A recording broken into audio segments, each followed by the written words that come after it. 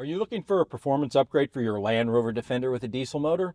If you've already made the upgrades that I've talked about with a VNT turbo, an intercooler, and adjusting your injection pump, the next level and almost the final of your performance upgrades would be the exhaust system.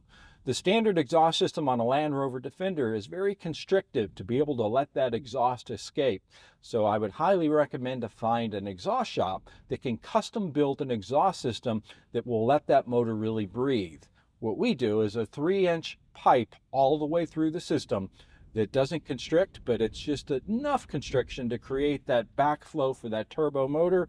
But it will be a great upgrade, not only in power and performance, but also in sound.